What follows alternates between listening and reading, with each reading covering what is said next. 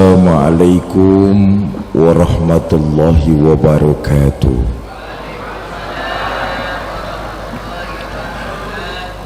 Alhamdulillah, salatu wassalamu ala rasulillah Sayyidina Muhammad ibn Abdullah wa ala alihi wa sahbihi wa mawalah, amma ba'du.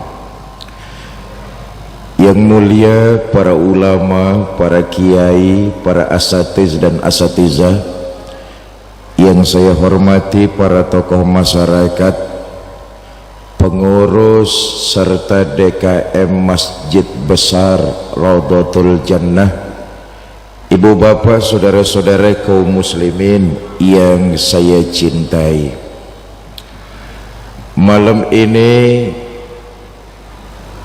alhamdulillah kita bisa bersilaturahmi di masjid kebanggaan kita dalam rangkaian memperingati Isra dan Mi'raj baginda kita Nabi besar Muhammad sallallahu alaihi wasallam. Waktu Nabi mau melaksanakan Isra dan Mi'raj, beliau oleh malaikat Jibril dibawa ke tepian sumur air Zam-Zam.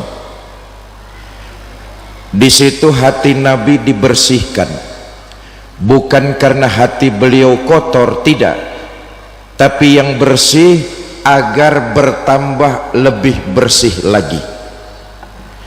Lalu kemudian hati beliau diisi dan dipenuhi dengan iman. Konteksnya dengan kita orang jenggawah, ini jenggawah nggih. Kita bersyukur Allah takdirkan lahir ke alam dunia sudah memiliki iman. Ini karunia yang luar biasa mahal. Allah takdirkan kita lahir ke alam dunia sudah memiliki iman. Ayo lihat sejarah. Kita nggak pernah menyaksikan raut wajah baginda Nabi. Kita nggak hidup sezaman dengan beliau. Kita juga tidak menyaksikan mukjizat. Kita tidak mengikuti berbagai macam peperangan seperti Khandaq, Jabal Uhud, perang Uhud dan sebagainya. Tetapi bersyukur kita kepada Allah, ditakdirkan lahir ke alam dunia sudah memiliki iman. Sejarah kita baca, banyak orang yang hidupnya sezaman dengan Nabi, menyaksikan bagaimana Nabi, mengetahui turunnya mukjizat, bahkan mengikuti peperangan, tapi mereka tidak diberikan iman oleh Allah, mati dalam kondisi kufur.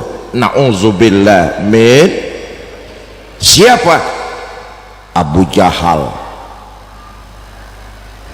Abu Lahab, Abu Sofyan, dan abu-abu yang lainnya. Abu Gosok mungkin itu. Bersyukurlah kita kepada Allah, ditakdirkan lahir ke alam dunia sudah memiliki iman. Maka memperingati Isra dan Mi'raj tidak lain dan tidak bukan adalah meningkatkan kualitas iman kepada Allah Subhanahu. Begini, seluruh peristiwa di alam ini terjadinya melalui dua proses. Ada yang disebut kauniyah, ada yang disebut ilahiyah. Peristiwa kauniyah apa? Prosesnya bisa dicerna pakai otak manusia. Ini peristiwa kauniyah. Biasanya peristiwa ini berhubungan dengan sebab akibat, kausalite. Maka proses ini bisa dicerna pakai otak manusia. Contoh, siapa rajin belajar dia akan pandai. Peristiwa ini prosesnya melalui kauniyah, sebab akibat. Rajin belajar sebab, pandai akibat, itu kauniyah. Siapa rajin menabung dia punya uang, ini kauniyah nih. Rajin menabung sebab, punya uang akibat. Contoh lagi, kalau ada anak kecil, otak kita ngomong, itu ada anak kecil, pasti ada ibu, ada bapak. Betul apa tidak? Ini kauniyah nih. Kalau ada anak kecil, pasti ada ibu, ada bapak. Hasil kerjasama yang baik antara ibu dan bapak, lahir anak. Betul apa tidak? Peristiwa ini disebut kauniyah. Tapi ada peristiwa yang prosesnya ilahiyah. Apa ilahiyah itu? Kemauan Allah. Kalau Allah yang mau, segalanya serba mudah. Kalau Allah yang mau, segalanya nggak ada yang susah. Di sini otak harus tahu diri. Oi, oi, oi. Peristiwa ini otak harus tahu diri. Ini bukan ranahnya otak, tapi ranahnya iman kepada Allah Subhanahu wa ta'ala. Kenapa? Semua peristiwa nggak bisa dicerna pakai otak. Banyak peristiwa yang hanya bisa dicermati dan dicerna dengan nilai-nilai keimanan. Contoh, api itu sifatnya panas, tapi menurut Allah api itu netral. Netral bagaimana? Ya terserah maunya Allah. Kalau Allah mau api panas ya panas, kalau Allah mau api dingin ya dingin. Panas dan dinginnya api bukan untuk Allah, tapi untuk kita para makhluk. Betul apa tidak? Tuh, waktu Nabi Ibrahim dilemparkan ke dalam kobaran api yang menggunung, Allah memerintahkan kepada api, ya naru kuni bardan wa salaman ala Ibrahim. Hai api, dinginlah kamu, selamatkan Ibrahim. Walhasil Nabi Ibrahim keluar dari kobaran api, sekujur badan sedikit pun nggak kebakar dengan api. Kenapa? Api nurut perintah, otak harus tahu diri. Oi, oi, otak harus tahu diri. Tidak semua peristiwa bisa dicerna pakai otak manusia. Kenapa? Ada yang kedua, ilahiyah, kemauan Allah. Nabi Ibrahim keluar dari kobaran api, sekujur badan sedikit pun nggak kebakar dengan api. Kenapa? Api nurut perintah Allah. Iza arada syai'an ayyaqula lahu. Nabi Ibrahim nggak kebakar gara-gara ngamalin ayat yang tadi kali. Cobain. Nanti pulang dari masjid raja sampai rumah langsung ke dapur nyalakan kompor, baca ayat ini 3 kali, ya naru kuni bardan wasalaman ala Ibrahim. Nangkring di atas kompor, insya Allah gosong. Karena pakai otak nih, otak kita harus tahu diri. Ini penting nih. Selama ini kita sering terkesima dengan penemuan-penemuan manusia. Kita sering kagum dengan hasil otak manusia. Pesawat segitu besarnya, bobotnya puluhan ton, iso mabur sepur bobotnya puluhan ton iso melayu. Kita kagum dengan penemuan manusia, kita kagum dengan otak manusia, tapi kita sering lupa dengan yang bikin otak manusia. Siapa? Allah Subhanahu. Enggak semua peristiwa bisa dicerna pakai otak. Contoh lagi nih, contoh. Sepanjang sejarah kita baca, Siti Maryam itu enggak pernah punya suami. Betul apa tidak? Tapi Allah mau Siti Maryam hamil melahirkan Nabi Isa alaihi salam. Allah yang mau, walaupun Siti Maryam enggak pernah punya suami, tapi hamil melahirkan Nabi Isa.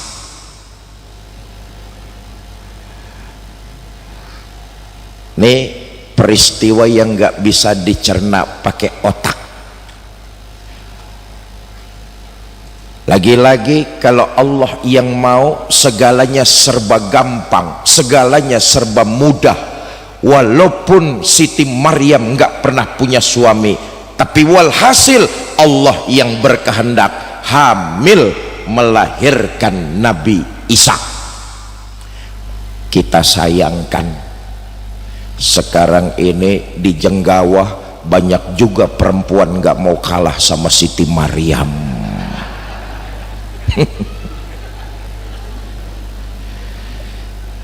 Nah, Isra dan Mi'raj ayatnya sudah dibacakan qori kita. Nabi yang menjalankan, Allah yang Nabi yang dijalankan, Allah yang menjalankan. Kalau Allah yang menjalankan, segalanya serba mudah.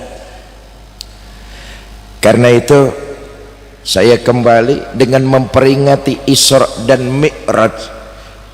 Pertama, kita bersyukur Allah takdirkan kita lahir sudah memiliki iman. Yang kedua, tingkatkan kualitas iman yang sudah ada dalam diri kita. Jaga, pelihara, jangan sampai tertinggal. Nah, maaf ya, maaf.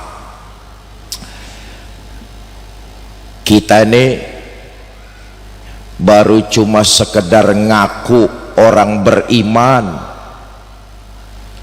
tapi nilai-nilai keimanan sering bener ditinggal di rumah.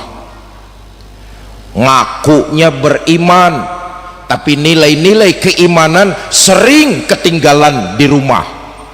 Apa buktinya Ustadz? Lihat saja,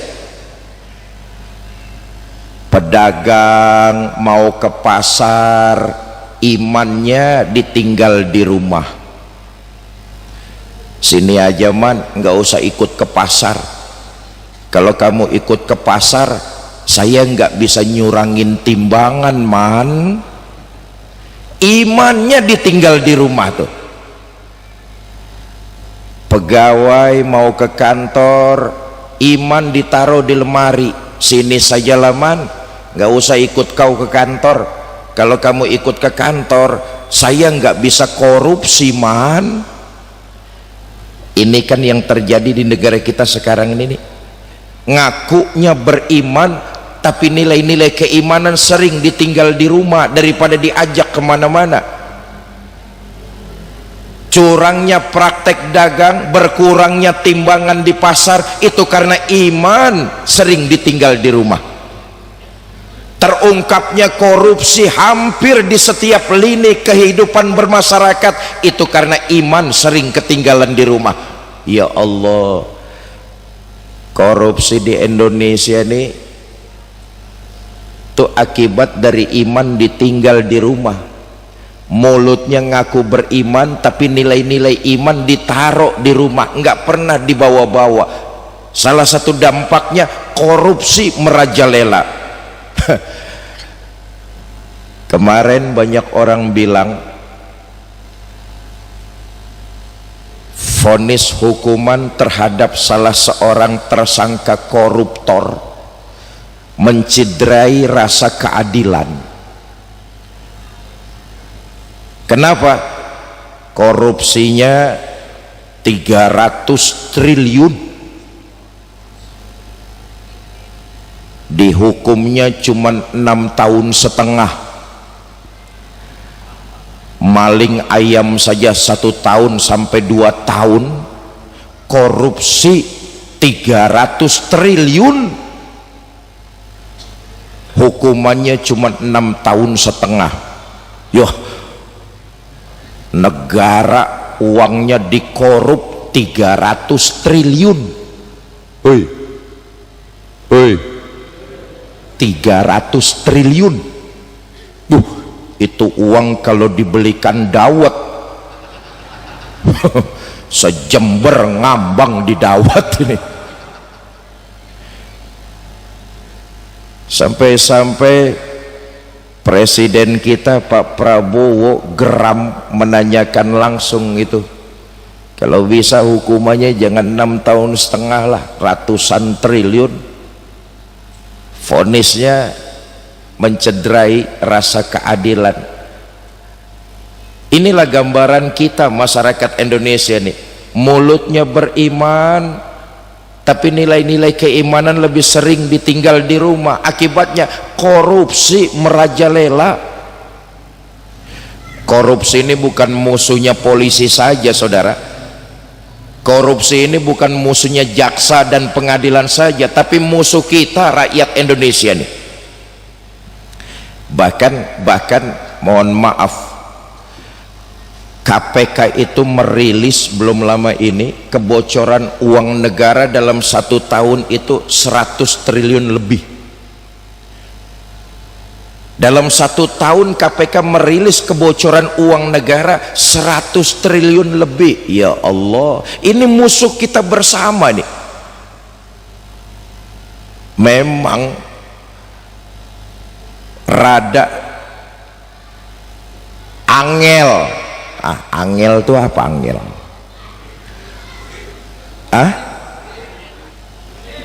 Ya memang rodok sulit, tapi diperlukan kekuatan bersama untuk minimal meminimalisir, mengurangi tingkat korupsi di negara kita tercinta Indonesia. Saya nggak setuju kalau ada orang bilang, susah memberantas korupsi di Indonesia, korupsi itu udah jadi tradisi. Saya nggak setuju kalau ada orang yang ngomong kayak begitu. Tradisinya orang Indonesia tradisi yang baik-baik kok. Korupsi itu bukan tradisinya orang Indonesia. Memang tadi saya katakan rodo angel, tapi diperlukan semangat dan kekuatan bersama. Saya yakin insya Allah korupsi bisa diminimalisir di negara kita tercinta Indonesia. Memang ya, sampai-sampai ada anekdot soal korupsi. Di akhirat penduduk sorga sama penghuni neraka musyawarah. Mereka sepakat akan membangun jembatan yang menghubungi sorga dengan neraka. Apa tujuannya? Pertama, biar gampang silaturahmi. Yang kedua, biar mudah saling mengunjungi. Sepakat penduduk sorga dengan penghuni neraka musyawarah membangun jembatan yang menghubungi keduanya.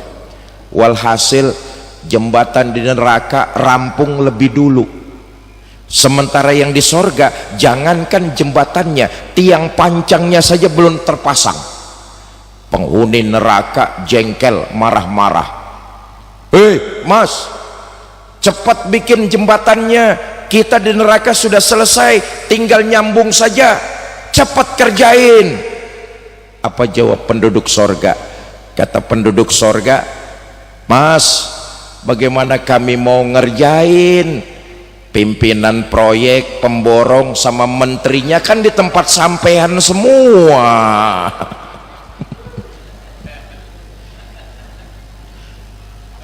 Makanya tadi saya enak begitu turun dari, saya lewat Banyuwangi, Tadi mendarat jam 1:30, perjalanan langsung ke Jember melalui Banyuwangi. Begitu turun dari gunung Gumitir, oh masuk ke Jember enak, jalanannya banyak yang lobang-lobang. Padahal sudah saya telakson, lobangnya nggak mau minggir. Bapak Ibu, saudara-saudara kaum muslimin yang saya cintai. Nah, saya kembali dengan peringatan Isra dan Mi'raj, kualitas iman. Bersyukur kita kepada Allah. Allah takdirkan lahir ke alam dunia sudah memiliki iman. Sumbernya Al-Quran dan hadis. Orang-orang yang beriman kepada Allah seyakin-yakinnya nanti di akhirat akan mendapat balasan berupa surga. Memang ada tingkatan. Ada orang beriman yang masuk surga,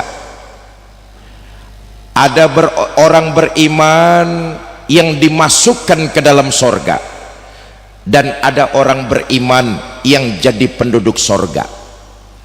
Loh, kok beda-beda Pak? Iya, karena waktu hidup di Jember amalannya juga tidak sama, maka tingkatnya berbeda-beda.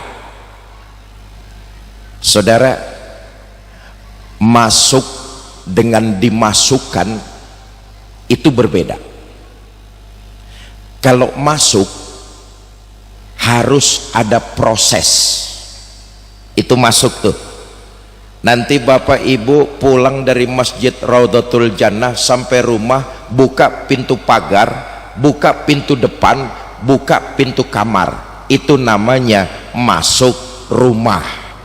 Kira-kira ada proses apa tidak? Ada proses apa tidak? Buka pagar, buka pintu depan, buka pintu kamar, itu disebut masuk. Tapi kalau dimasukkan, ujuk-ujuk ada di dalam. Nah, ujuk-ujuk tuh apa? Ujuk-ujuk tuh tahu-tahu, nggak pakai proses. Masuk menggunakan proses.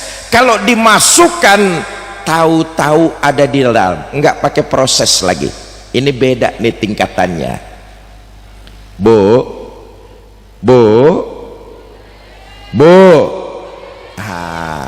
saya tanya sama ibu, kira-kira ibu lebih berasa mana, masuk atau dimasukkan? Ngeres aja sampean lah. Nah, kita lihat nih.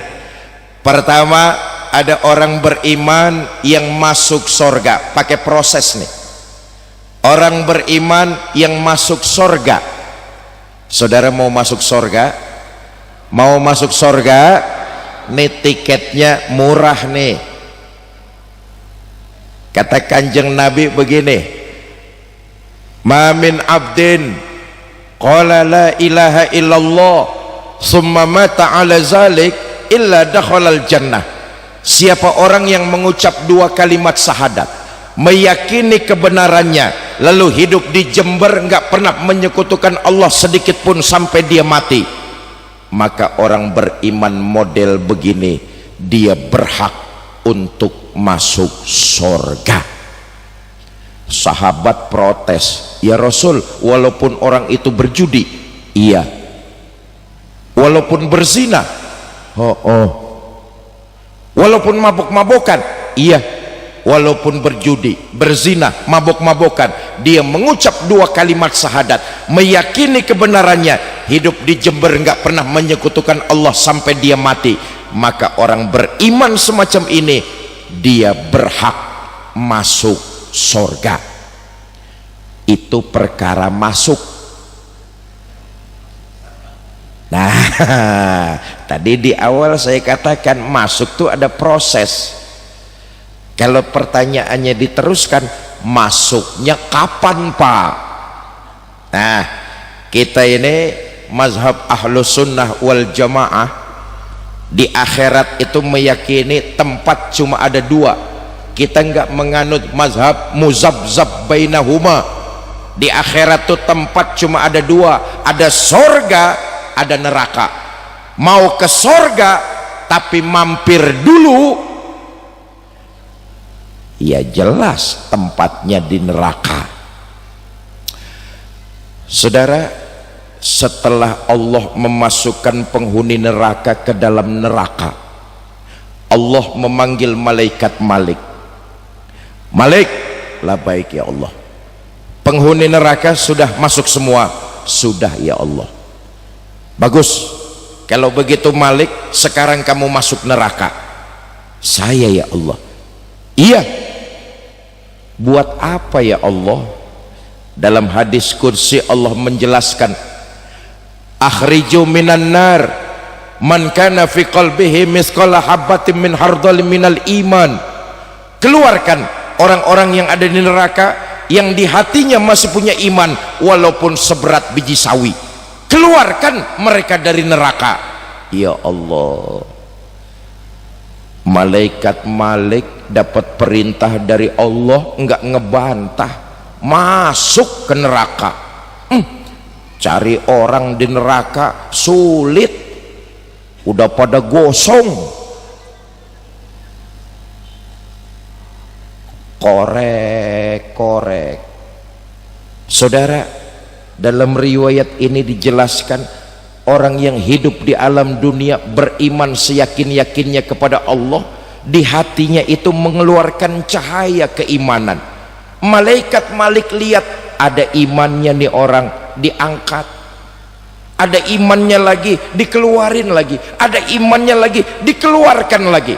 Enggak sedikit mereka dikeluarkan oleh malaikat Malik, diangkat. Hancur badannya, rusak wajahnya. Mereka semua karena cahaya keimanan dikeluarkan oleh malaikat Malik. Dimandikan di sebuah sungai yang bernama Nahrul Hayat, sungai kehidupan. Subhanallah, setelah dimandikan di sungai tersebut, badannya kembali bagus lagi, mukanya kembali, wajahnya kembali cakep lagi. Setelah itu mereka semua apel di hadapan Allah. Kata Allah, bagaimana Mas, kapok nggak sampean? Kapok ya Allah. Kalau kapok, izhab fadkhulil jannah, pergi sana masuk sorga. Berangkat orang-orang ini nih yang sudah dimandikan, bagus lagi badannya, berangkat mereka menuju sorga. Di sorga ketemu sama teman-temannya yang sudah sampai duluan. Dari mana? Desa Jenggawa. Amin. Rupa-rupanya nih yang hadir di sini sudah sampai sorga duluan. Amin. Kata teman-temannya yang sudah sampai duluan, Mas, iya, baru sampai. Oh, macet tadi di lampu merah. Memang kemana dulu? Kita sudah lama sampai sini. Nah, saudara bisa baca dalam surah Al-Mudaththir, ma salakakum fis saqar, kenapa kamu mampir di neraka Saqar? Qalu lam nakum minal musallin, kami mampir di neraka Saqar Mas karena waktu hidup di dunia kami nggak pernah sholat. Neraka Saqar Allah ciptakan buat mereka yang tidak mendirikan ibadah sholat.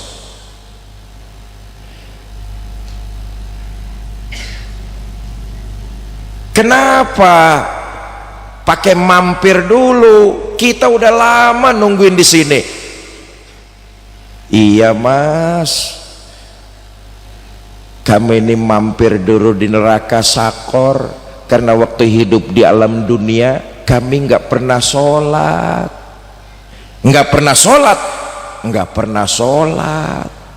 Loh, kan waktu hidup di Jenggawah rumahnya deketan sama Masjid Raudhatul Jannah, cuma deket doang, sholat mah enggak mas. Untung saya pernah ngucap 2 kalimat syahadat sekali-kalinya, itu juga dulu waktu mau kawin. Innalillahi wa inna, untung kawin nih orang nih. Nah Bapak Ibu saudara-saudara, oleh-oleh dari Isra dan Mi'raj, baginda kita Nabi besar Muhammad sallallahu alaihi wasallam oleh Allah diperintahkan ibadah salat 5 waktu.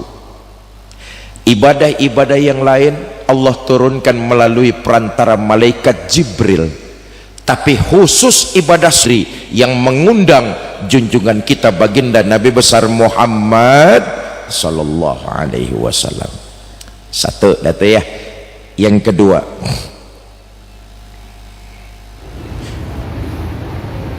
ini sampai jam berapa ketua yayasan?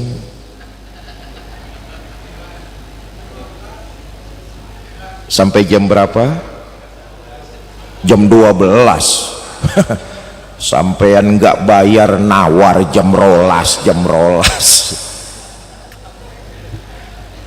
Yang kedua, ada orang beriman yang dimasukkan ke dalam sorga. Nah ini tingkatannya lebih tinggi nih. Kata Quran begini, innal ladzina amanu wa amilus solihat la ukaffiranna anhum sayyiatihim wa la udkhilannahum jannah. Mereka orang-orang yang beriman lalu berbagai macam amalan kebaikan, kami hapuskan segala macam kesalahan dan kami masukkan mereka ke dalam sorga. Beriman, mengerjakan berbagai macam amal kebaikan, dihapuskan segala macam kesalahan. Mudah-mudahan hadirnya kita malam ini di Masjid Raudhatul Jannah dicatat sebagai sebuah kebaikan, dilipat gandakan pahalanya di sisi Allah, dan digugurkan, dirontokkan salah serta dosa-dosa kita. Saudara, siapa sih manusianya yang tidak pernah berbuat salah dan dosa, kecuali Kanjeng Nabi kita Muhammad sallallahu alaihi wasallam. Beliau maksum. Adapun selain beliau, kita, siapa sih orangnya yang tidak pernah berbuat salah dan dosa? Saya tanya malam ini nih, yang hadir di Masjid Besar Raudhatul Jannah nih, yang hadir nih ada 50 orang nih. Yang hadir ada nggak kira-kira 50 orang? Lebih 100 orang? Lebih 200 orang? Masih lebih 2000 orang, campur yang goib di sungai-sungai. Saya tanya, ratusan orang yang malam ini hadir, ada nggak yang tidak pernah berbuat salah dan dosa? Ada apa tidak?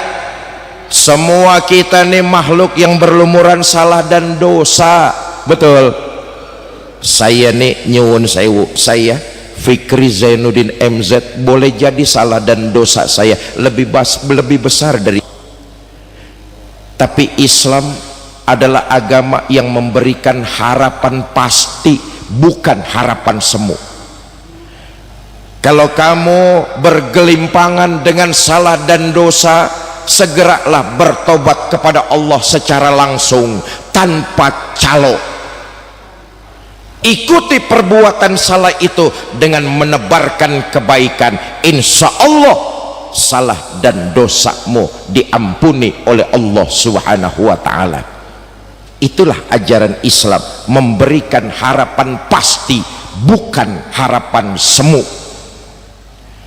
Semua kita makhluk yang berlumuran salah serta dosa, bertobat kepada Allah, menyesali, lalu tebarkan nilai-nilai kebaikan di muka bumi. Insya Allah tobat kita akan diterima. Kalau nanti yang hadir di sini ratusan orang semuanya masuk sorga, amin. Di sorga nanti Bapak Ibu saudara-saudara nggak usah heran kalau melihat banyak ulama ada di sorga, nggak usah heran. Sorga memang pantas tempatnya ulama, orang alim yang menjalankan ilmunya. Mereka memang pantas tempatnya di sorga, nggak usah heran. Kalau nanti saudara melihat di sorga banyak orang kaya, nggak usah heran juga.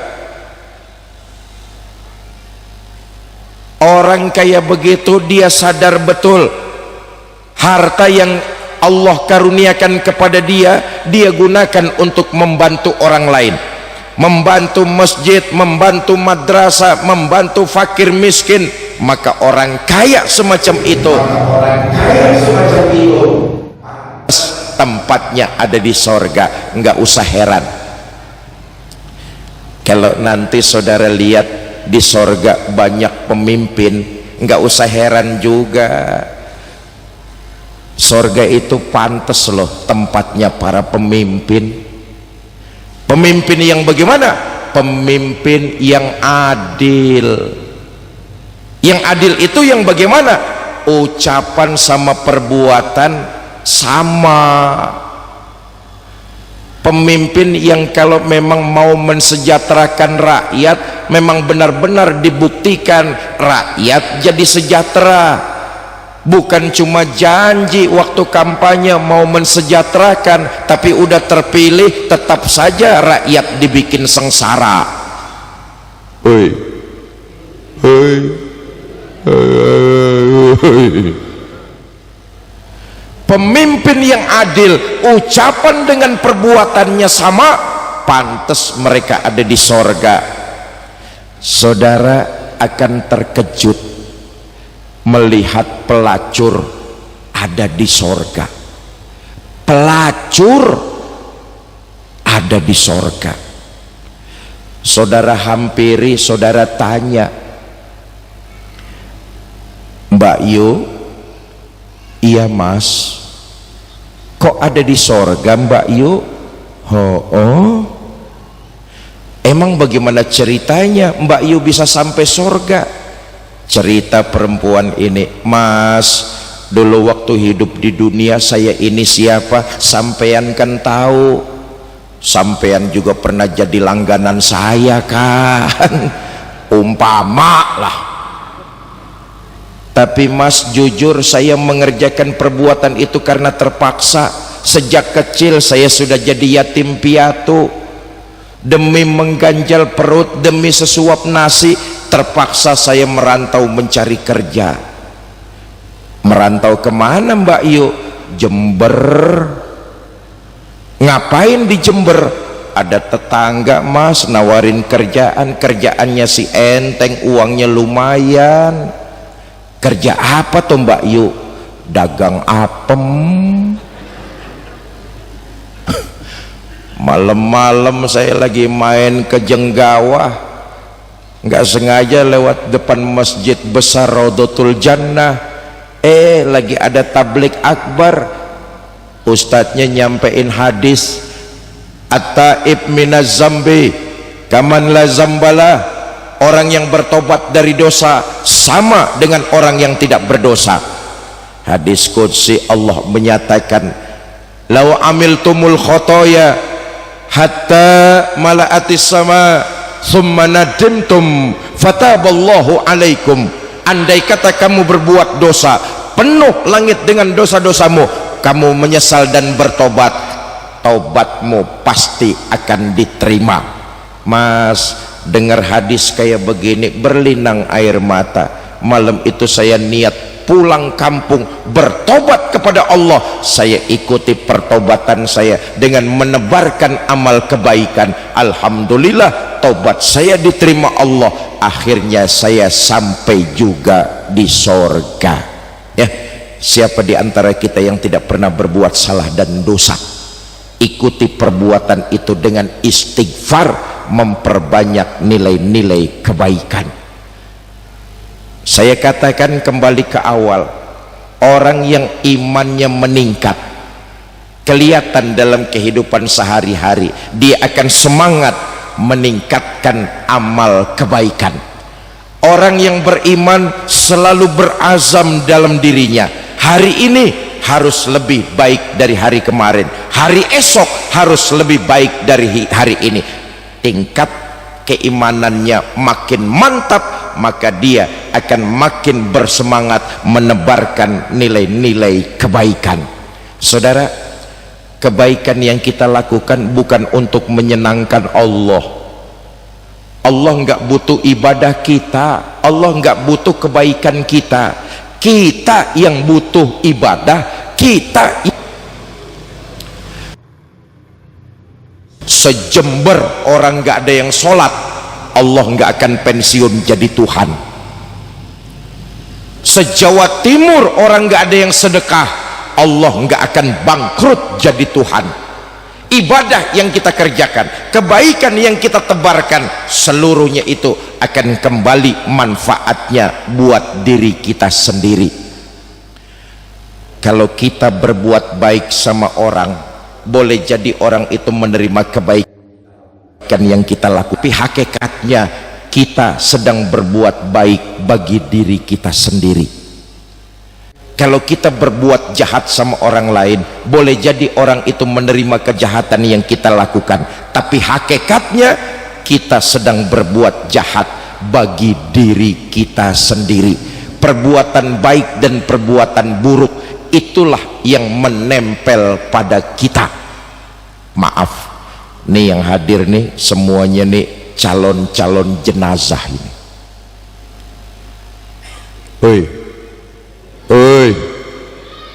Ada orang Jenggawah yang hidup terus-terusan, ada apa tidak? Ini semuanya pasti bakalan calon-calon jenazah. Betul?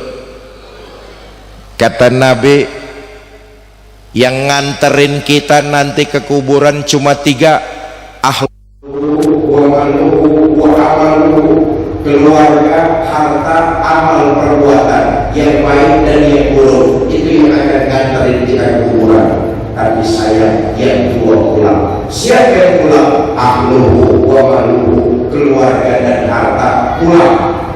Harta kecuali yang kita sedekahkan saja, yang lain akan kembali ke rumah. Boleh jadi itu akan jadi rebutan ahli waris kita saja. Betul tidak? Betul. Yang nemenin kita perbuatan yang baik dan yang buruk, itu yang akan jadi bekal kita, karena memang harus kita pertanggungjawabkan di hadapan Allah Subhanahu wa Ta'ala. Karena itu perbuatan apapun yang kita lakukan, hakikatnya kita sedang mempersiapkan rumah kuburan kita. Kalau amalan kebaikan yang selalu kita lakukan, meningkatnya iman seseorang, semangat dia melakukan perbuatan kebaikan, maka dia sedang mempersiapkan rumah kuburan yang menyenangkan.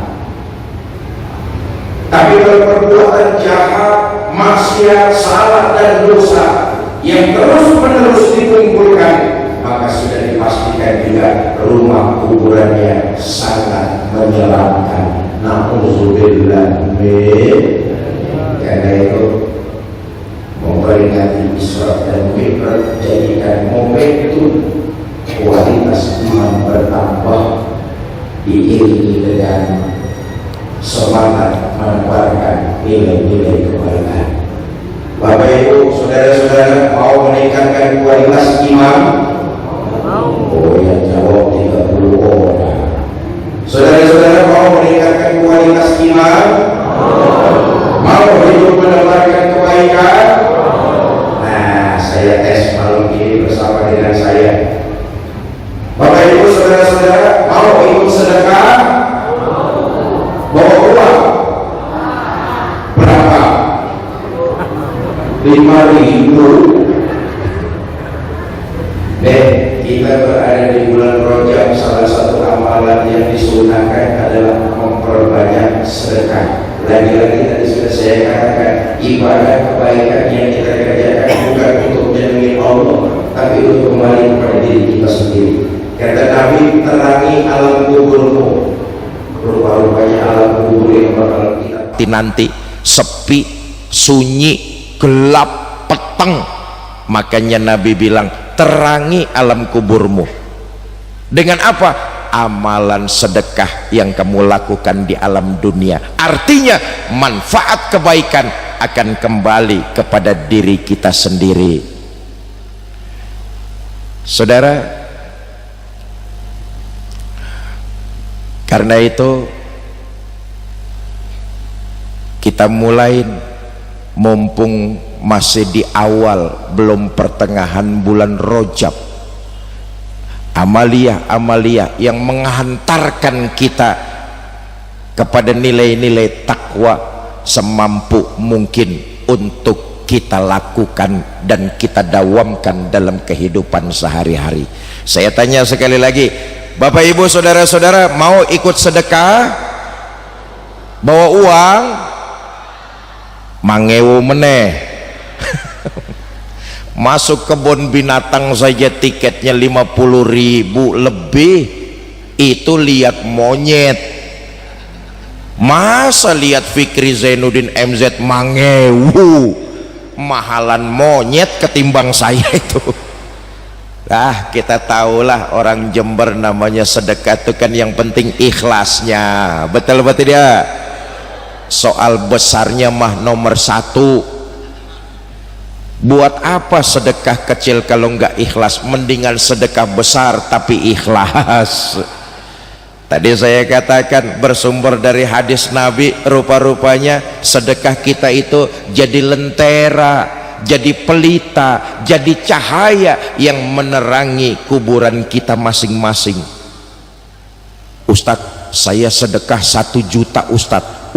Insya Allah cahaya kuburnya terang, lampu neon. Ustadz, saya sedekah 100.000 Ustadz, patromak. Ustadz, saya sedekah 10.000 Ustadz, lilip. Ustadz, saya sedekah 5.000 Ustadz, pentol korek, remeng-remeng masih kelihatan, nggak apa-apa. Karena itu nanti petugas kotak amal ngiter, ibu bapak diisi seikhlasnya. Sambil tim marawis hadroh, pada kemana tim hadrohnya nih? Sambil pembacaan sholawat, mana panitia infak? Dimulai dari saya dulu sini.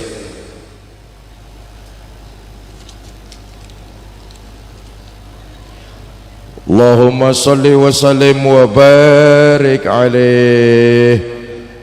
Dek, sholawat lagi dek, 1 nasid dek.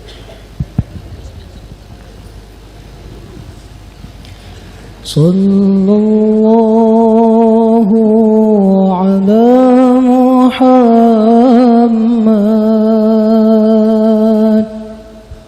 sallallahu alaihi wasallam, sallallahu ala Muhammad, sallallahu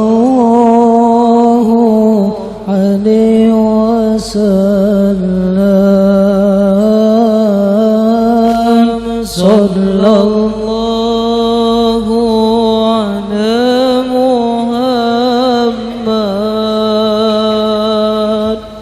sallallahu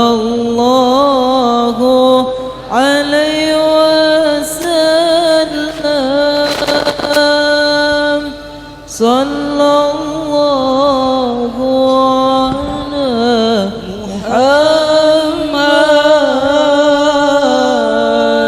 sallallahu alaihi wasallam. Ya habibi ya Muhammad, ya خافقين يا حبيبي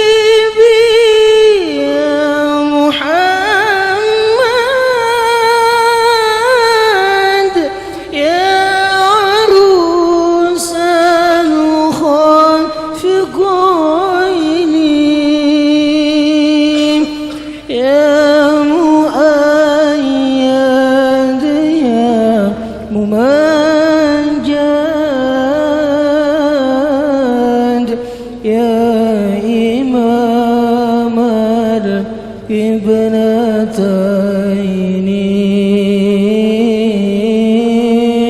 صلى الله على محمد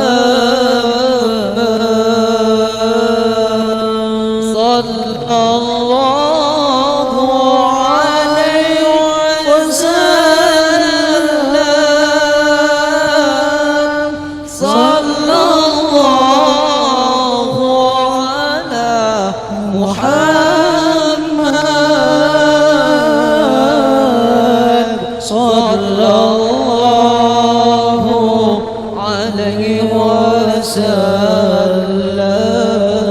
Allahumma sholli wa sallim wa barik alaih. Bapak Ibu saudara-saudara, saya titip pesan di bulan yang dimuliakan Allah. Mulai malam ini dan seterusnya, kalau kita melakukan amaliyah sedekah, niatkan pahala sedekah itu kirim buat keluarga kita tercinta yang sudah meninggal dunia, tanpa mengurangi pahala kita. Pahala itu kalau kita niatkan buat keluarga yang sudah wafat, hakul yakin akan sampai kepada mereka dan mereka senangnya luar biasa. Semua kita pasti punya keluarga, betul apa tidak? Semua kita pasti punya orang tua, ibu dan bapak. Kalau mereka masih ada, teruslah berbakti. Kalau mereka sudah tidak ada, masih bisa kita berbakti kepada mereka. Kirimkan doa dan pahala sedekah yang kita lakukan di alam dunia. Quran menyatakan, mereka itu yang sudah berkalang di dalam tanah munajat mohon kepada Allah untuk dihidupkan kembali, walaupun cuma satu tarikan nafas saja. Mereka ingin melakukan amalan sedekah dan jadi orang yang baik.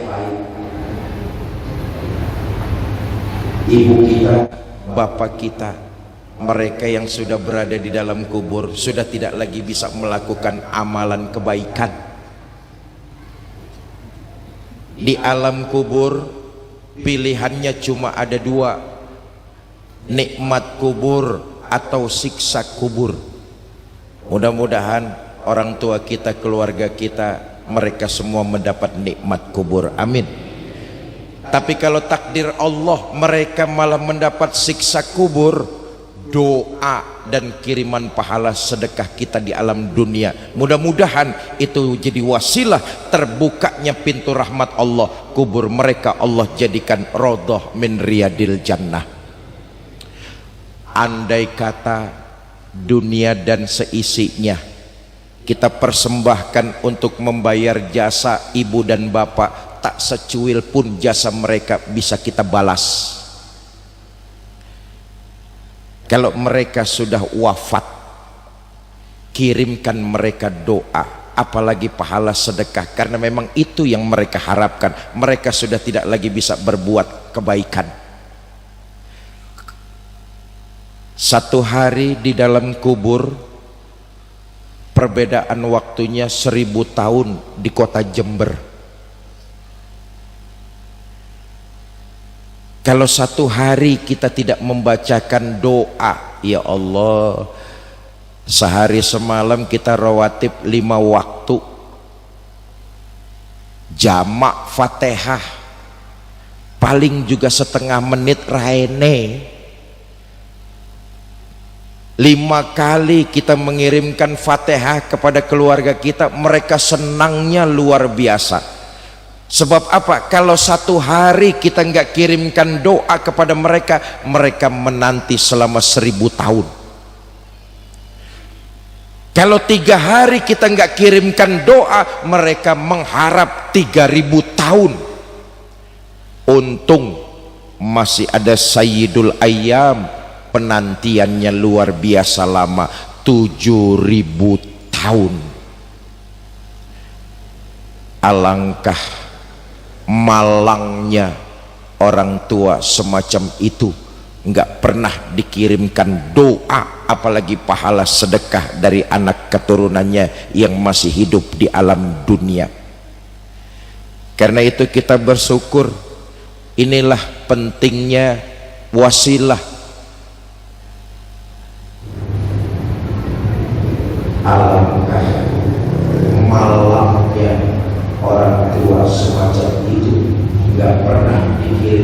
doa apalagi pahala sedekah dari anak keturunannya yang masih hidup di alam dunia. Karena itu kita bersyukur, inilah pentingnya wasilah. Pepatah Arab mengatakan mafil ab fil abna, apa yang dilakukan orang tua bakalan dikerjakan sama anak-anaknya juga. Kalau kita rajin tawasul kepada orang tua, kepada leluhur, kepada guru, kepada para ulama, satu saat anak keturunan kita ketika kita berada di dalam tanah, anak kita juga akan mengikut sertakan tawasulnya, wasilahnya kepada diri kita. Tapi kalau kita nggak pernah kirimin doa buat orang tua kita, apalagi pahala sedekah kepada mereka, jangan mengharap anak keturunan kita nanti akan ngirimin kita doa dan pahala sedekah, karena waktu di alam dunia kita nggak pernah berbuat demikian kepada leluhur-leluhur kita. Karena itu saya titip pesan di bulan yang dimuliakan Allah, kalau kita melakukan amaliyah sedekah, niatkan pahala sedekahnya kirim buat keluarga, khususnya orang tua tercinta yang sudah meninggal dunia. Nah, Bapak Ibu saudara-saudara, saya ini hari pertama berada di Jember, insya Allah sampai hari Senin, 3 hari, dimulai dari besok sampai Senin, dan acaranya lumayan padat. 3 hari ngubeng di kota Jember, insya Allah ada 10 tempat kajian yang harus saya sambangi. Karena itu mohon doa dari Bapak Ibu semua agar Allah berikan kesehatan dan kekuatan. Memang senjatanya orang beriman doa. Dulu tuh kata Ustadz Hardi, saya mondok di pesantren Tebuireng, Jombang. Satu hari abah saya datang jengukin, Allah yarham Ki Zainuddin MZ. Abah saya, hoi, abah saya, hoi, bah. Saudara kenal sama Ki Zainuddin MZ? Kenalan di mana? Kenal aja. Kata abah saya, Fikri, kalau kamu ketemu dengan keluargamu kaum muslimin, nggak usah malu, mintakan doa sama mereka. Kamu nggak tahu dari mulut siapa aras bergetar, doa kamu tembus. Karena itu ojo isin-isin, jangan malu. Ketemu keluargamu kaum muslimin, mintakan dari mulut mereka doa buat dirimu. Nah, ini hari pertama saya. Karena itu saya terima kasih kepada tokoh masyarakat Jenggawah, lalu pengurus yayasan serta DKM Masjid Raudhatul Jannah, dan teman-teman dari Yayasan Cinta Darud Dakwah. Yayasan Cinta Darud Dakwah ini dipimpin oleh Ustadz Hardi. Tadi beliau sekelumit sudah menyampaikan sedang mengusung program mencetak 1 juta penghafal Al-Quran. Saudara, ini program bukan program hayalan, ini program realistis. Ayo lihat data statistiknya. Indonesia ini jumlah penduduknya kurang lebih 275 juta jiwa. 87% pemeluknya beragama Islam, mayoritas. Kira-kira jumlah umat Islamnya di Indonesia 225 juta orang. Itu yang beragama Islam.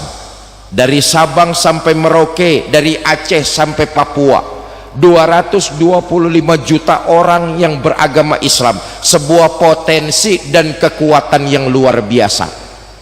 Kalau kita umat Islam ini bergandengan tangan, rukun, kompak, bahu membahu dan saling membantu, rasa-rasanya 1 juta penghafal Al-Quran akan segera terrealisasi di negara kita tercinta Indonesia.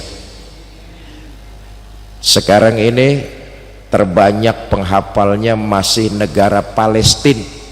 Mudah-mudahan di masa yang akan datang giliran Indonesia terbanyak penghafal Al-Qur'annya. Amin.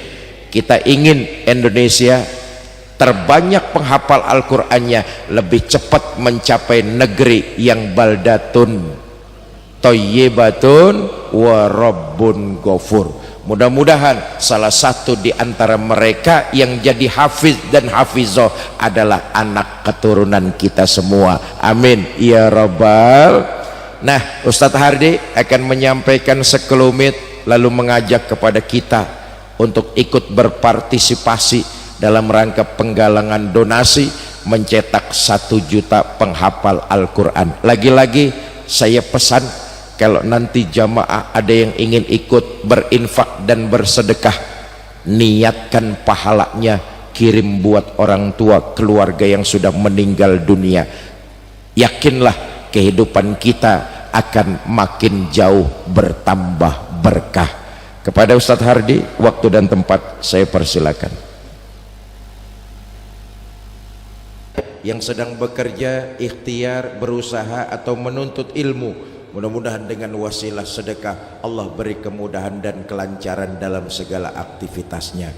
Yang ketiga, pahala sedekah ini diniatkan hajat dan keinginan yang selama ini terpendam, mudah-mudahan dengan wasilah sedekah segera Allah ijabah.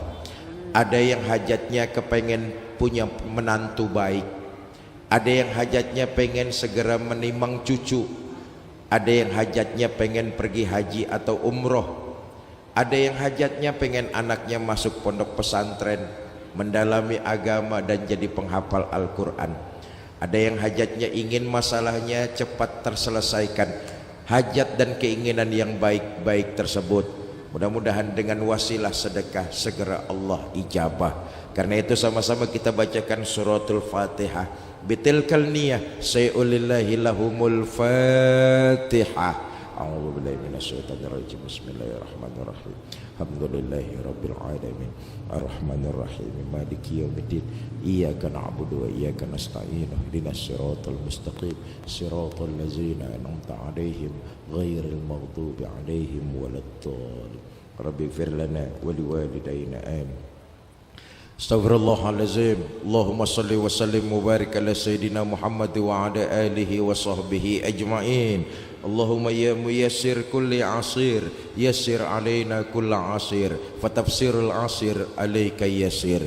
Allahumma man la yahtaju ilal bayani wa tafsir, hajatuna ilaika kathir, wa anta alimun biha wa basir. Allahumma gfir lahum warhamhum wa'afihim wa'fu anhum, waj'alil jannata maswahum, wa akrim nuzulahum, wa wasi' madkhalahum, wa nawir kuburahum birahmatika ya arhamar rahimin. Rabbi gfir lana wa liwalidayna warhamhuma kama rabbayana saghira, wa li jami'il muslimina wal muslimat wal mu'minina wal mu'minat al ahya'i minhum wal amwat. Allahumma arinal haqqa haqqa warzuqna ittiba'a, wa arinal batila batila warzuqna ijtinaba. Rabbana atina fid dunya hasanah wa fil akhirati hasanah wa qina azabannar. Sallallahu ala sayyidina Muhammad wa ala alihi wa sahbihi wa sallam. Wa akhiru da'wana anil hamdulillahi rabbil alamin. Ini saja yang dapat saya sampaikan, mudah-mudahan ada manfaat. Lebih kurang saya mohon maaf. Wallahul muwafiq ila aqwamit thoriq. Assalamualaikum warahmatullahi wabarakatuh. Waalaikumsalam.